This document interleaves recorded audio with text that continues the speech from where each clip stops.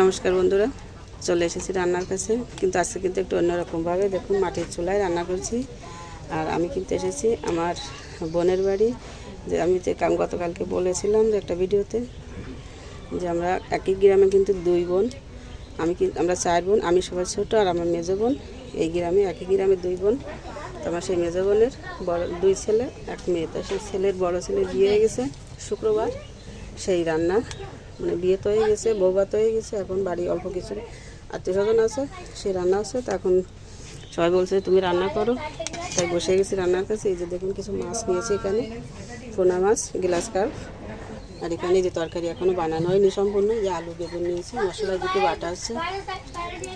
তো বন্ধুরা দেখতে থাকুন, কড়াইতে তেল দিয়েছি, দেখুন তেলও কিন্তু গরম হয়ে গেছে। আমি কিছু মাছ দিয়ে দিচ্ছি।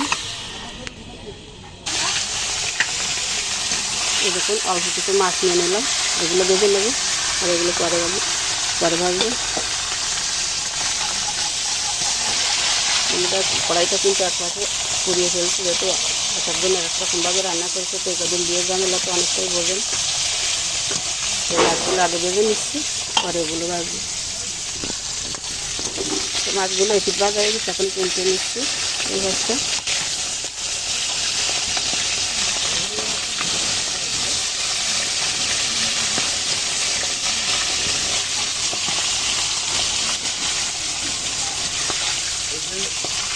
মেঘদি গাড়ি করায় কিন্তু অনেকটা পরিষ্কার থাকে, চকচকে। দেখুন এই ঘরটা কিন্তু পুড়িয়ে ফেলছে।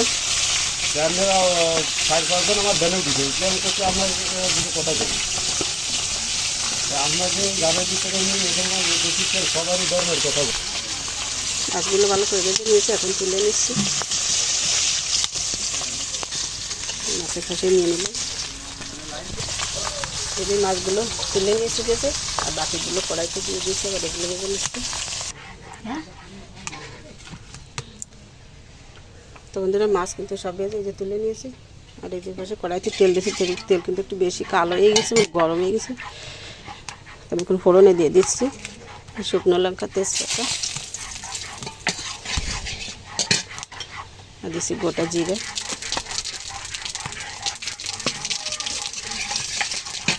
দিয়ে দিচ্ছি আলু,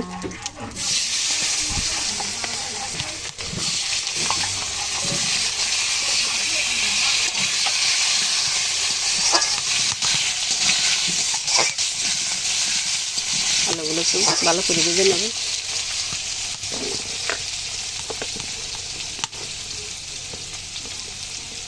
হলুদ দিয়ে দিচ্ছি,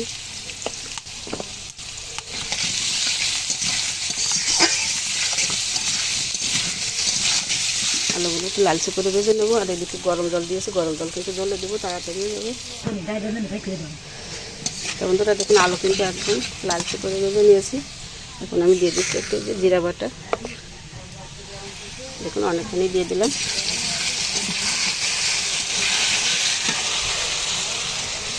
মাছগুলো দিয়ে দিলাম,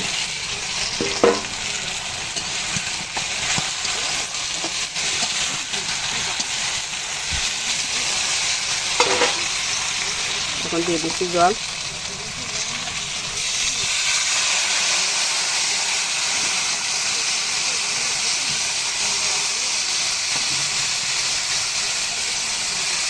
গরম জল দিয়ে দিলাম, তাড়াতাড়ি রান্না হয়ে যাবে।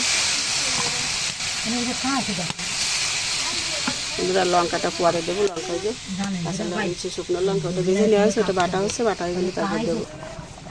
তরকারিটি দেখুন কত সুন্দর, একদম সাথে সাথে জাল উঠে গেছে। হলুদ দিয়ে দিচ্ছি 1 চামচ, আর একটু দিয়ে দিল।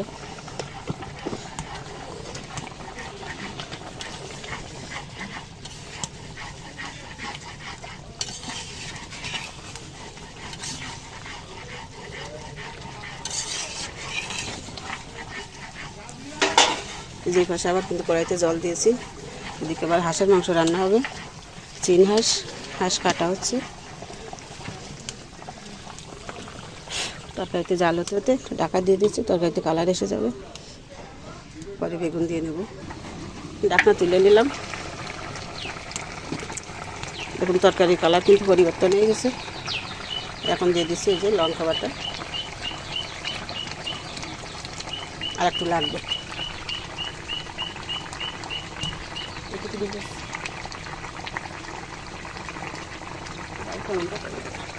আর অতটুকু দিয়ে দিচ্ছি, একটু কমায় রাখি।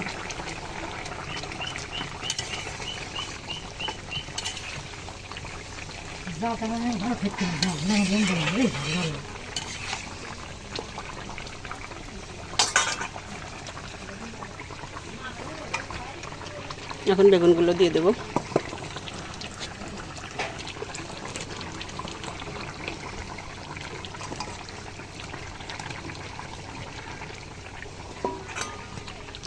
এখানে কিন্তু দুটো বেগুন নিয়েছি বন্ধুরা, দেখুন কত মনে হচ্ছে।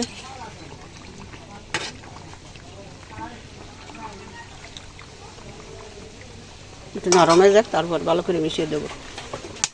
আবার ডেকে দিলাম।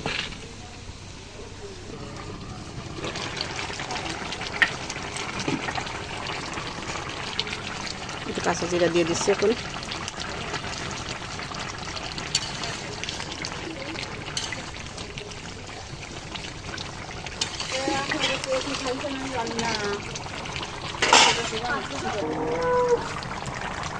লবণ দিয়ে দিচ্ছি পরিমাণ মতো।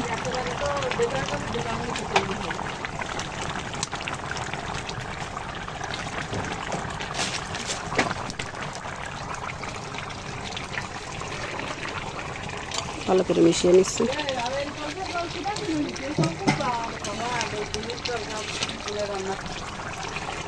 তো রান্নাতে হয়ে গেল। এখন সবশেষে একটু জিরার গুঁড়ি দিয়ে দিচ্ছি।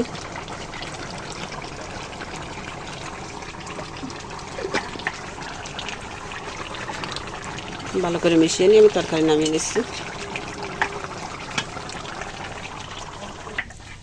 তোমরা এই যে তরকারি নামিয়ে নিয়েছি, রান্না হয়ে গেছে। কেমন লাগলো অবশ্যই জানাবেন কমেন্টে। আজকের মতো এখানেই রাখছি। ধন্যবাদ, সবাই ভালো থাকুন, সুস্থ থাকুন।